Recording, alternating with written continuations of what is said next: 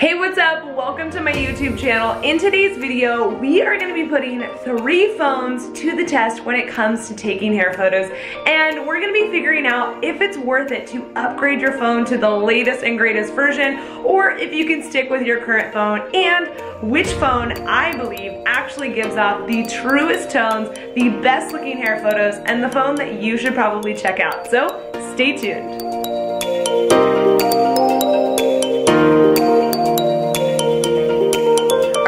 Welcome to this video. We are going to be putting these 3 phones to the test to really find out if you need to upgrade your phone, if it's really worth it, and which one of these 3 phones I feel like takes the best and truest to tone hair photos, and which one you should think about possibly getting, especially if you're using your phone for taking hair photos. So if you've ever wanted a comparison video specifically for us hairstylists, this is going to be the one, and I'm really excited to see which one of these ones does the best.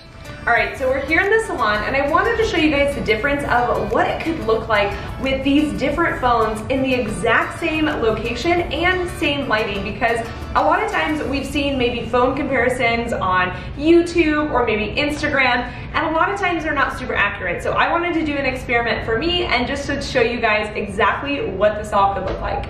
Okay, so I'm going to start here with our iPhone 6s Plus, and I want to show you guys what this might look like.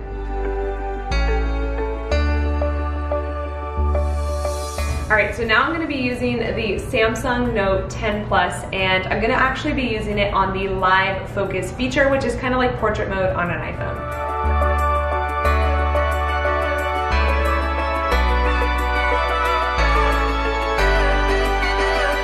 And lastly, I'm going to use the iPhone 11 Pro Max, and I'm going to be using it on portrait mode.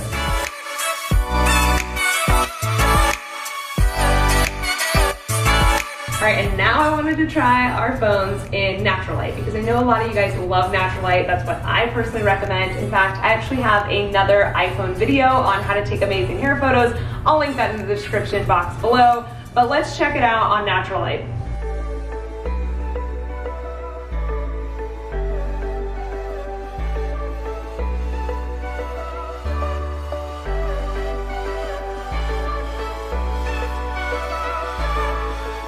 And our last location that I wanted to try was kind of a busier background. You guys can see I've got a plant in the background, and although I recommend having sometimes a little personality added into your backgrounds, we want to make sure that it's not distracting. So I think testing out these different phones and their different portrait versus non-portrait modes will give you guys an idea of how to make your backgrounds less distracting.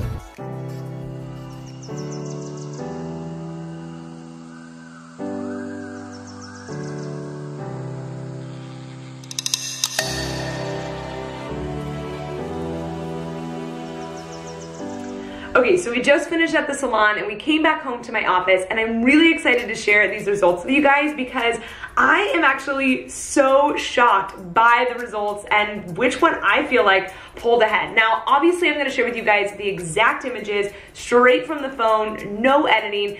But I just have to say, I am excited that we did this experiment because I was not expecting these results at all.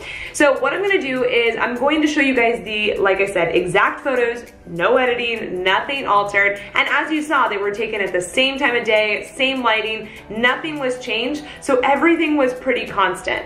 Now, before I show you guys the actual photos here on screen so you can see them side by side, I want you guys to see it on the actual phone, because a lot of times people have complained about, well, this phone's brighter, or this phone is more warm or saturated or contrasted, or whatever the case might be. So I wanted to show you guys them on the actual phone screens, but then I also want to share with you guys the true images of what it looks like here on the YouTube video. Alright, so this is what they look like on the phone screen. As you guys can see, this is our iPhone 6s Plus, this is our Galaxy Note 10, and this is our iPhone 11 Pro Max. Now you guys can see that the Samsung right here pulls a little bit warmer, a little bit more of the red tones. The iPhone 11 Pro Max, excuse me, pulls a little bit more kind of yellow, green tones, and then I feel like the 6s Plus is a little bit blown out, a little bit overexposed, but overall you guys can see that it's pretty constant. And so let's actually switch over, and I want to show you guys the exact photos. So let's go do that there.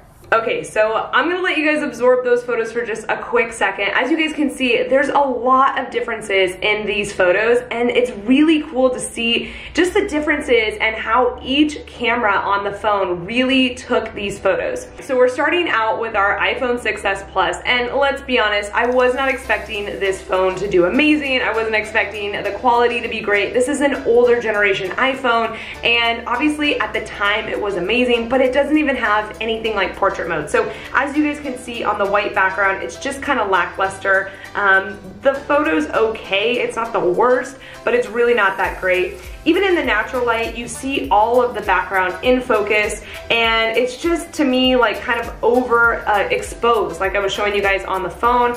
It's overexposed, so it's really bright, it's kind of blown out. In fact, her hair was not that blonde on the ends in real life. So because of that, I just think it's an older phone. And like I said, the background to me, the fact that it can't be blurred out is kind of a deal breaker for me. So I think that this phone, like I said, wasn't expecting it to do great, but I wanted to show you guys an older generation iPhone so that you could get kind of an idea. Now, the one benefit I will say to this camera was, in the video you guys noticed, I didn't have to stand so far back from my client. And so if you are in a space that's like maybe really tight, you're able to get more wide angle because you don't have that portrait mode on there. You can get a little bit closer up to your client. It can be a little bit wider. You don't have to be standing so far back. So there is a benefit to that. But at the end of the day, I think that you're sacrificing the quality if you're using an older phone like this. Okay, so moving on to the Galaxy Note 10 Plus. Honestly, I was so surprised by this phone. Now, this is my current phone that I use all the time. If you guys didn't know, I'm an Android user. I've always used Android phones. But honestly, I was so shocked by the photography of this. I haven't actually played around with the live focus mode yet. And so this was kind of my first time, especially with hair photos. And I have to say, I was pretty darn impressed. So even on the back, the white backdrop photos, you can still see how it gives it just a little bit of blur, kind of on the edges as a DSLR camera would. And so I like that because I personally shoot with the DSLR. And so for me, like being able to have that option and being able to see that softness looks really good. Now the natural light photos, I think that it did really well there too. It does feel a little overexposed, but way better than the iPhone 6s Plus. And I still feel like it got that softness around the hair. The portrait mode did really great at blurring out the background. I honestly just love it. Now when we move to the photos where I was having her stand in front of that more distracting background in front of the plant, honestly, I was so surprised. I think that these photos look amazing. I think that it blurred out that background so nicely, and it gave this softness to the hair that really felt like a DSLR to me. And so, like I said, I was so shocked. I also love how around the edge of the hair, you're not seeing this like harsh hair and then background. It's kind of more blurred and a little bit softer, again, like a DSLR. So I have to say, I was very pleasantly surprised with this. And last but not least, the iPhone 11 Pro Max, and I was excited to play with this one. It's a new phone for those of you guys who are watching the video when we just recorded it. And so I was stoked to test this out, especially test it out against the Android phone and an older iPhone. So here's the white background. Personally for me, I was not that impressed with this, just because there's not a lot of depth there. I didn't really think that the white background photo looked that amazing or looked all that different. Yes, does it look better than the iPhone 6s Plus? Of course. But I didn't think it looked that great. In fact, I love the Samsung version over this one. Now, when we go to the natural light photo, again, it does feel a little overexposed. Probably that was just the lighting of the situation. But I do think it did really good. I don't love how cool the tones are in it, but overall it blurred out that background really nicely. The hair looks really nice and sharp, and I think that it's a really beautiful image.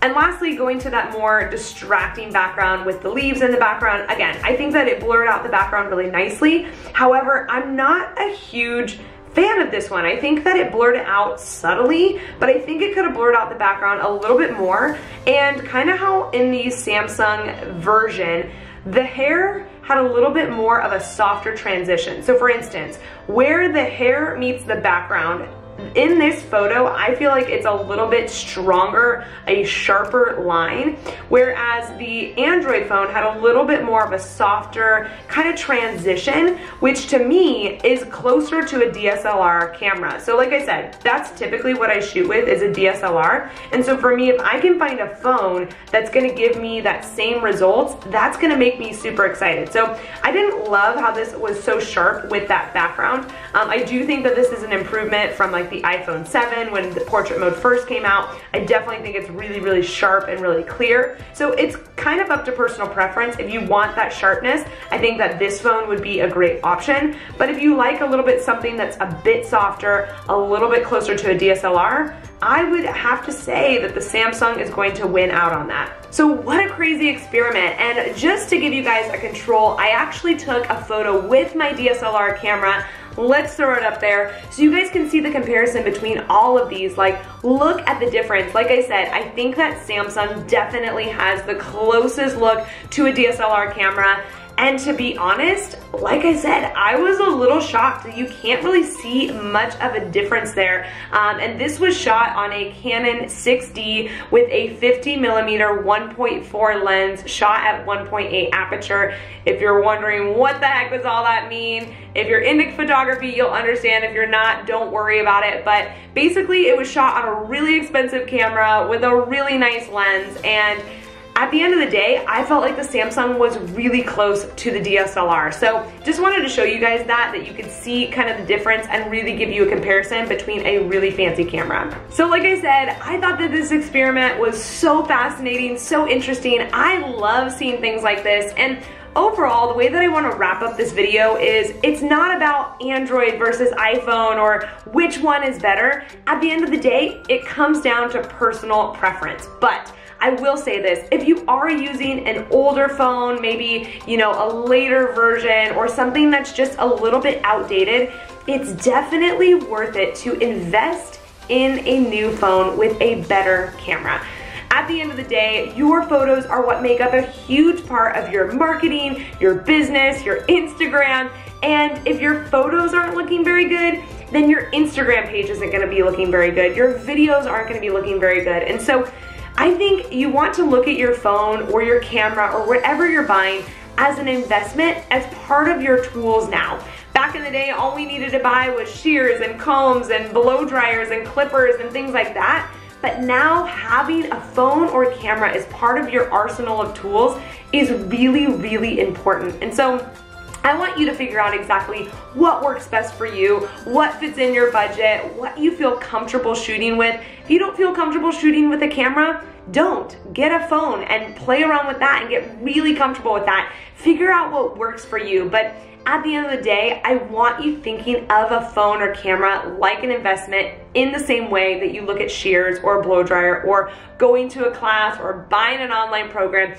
It's an investment, and you definitely want to make sure that you're making that investment in your career because it's one of the most important tools that you have in your arsenal now. So I know that this is kind of a different video than I normally do on my YouTube channel, but I really hope that you guys appreciated it. I appreciated it. I thought it was so fascinating, and at the end of the day, I'm excited to play around with these cameras just a little bit more because I think that that's kind of fun. So if you guys enjoyed this, let me know in the comments, and I would love to know in the comments which one was your favorite. Did you like the iPhone 6s Plus? Were you into the Samsung Galaxy Note 10? Or did you like the iPhone 11 Pro Max? Let me know in the comments which one was your favorite, and I'm excited to hear the consensus of what you guys thought. As always, if you haven't already come over to Instagram and said hey, definitely come over there. And what I would love for you guys to do is take a screenshot of this video, post it on your stories, and let me know that you're watching. Tag me in it. I want to see who's watching this video, and I want to see what your thoughts on this video were. So send me a DM, send me a message, and let's chat about it. Also, if you haven't hit that subscribe button yet, what are you doing with your life? Hit that subscribe button. Make sure to turn on the little notifications bell so that you can be notified when I post new videos here on YouTube. Last but not least, thank you guys so much for watching this video. I hope that it was helpful for you. I'm excited to hear your guys' thoughts and feedback on this debate of which phone camera is better, and I cannot wait for you guys to see the next YouTube video. So, I'll see you guys then.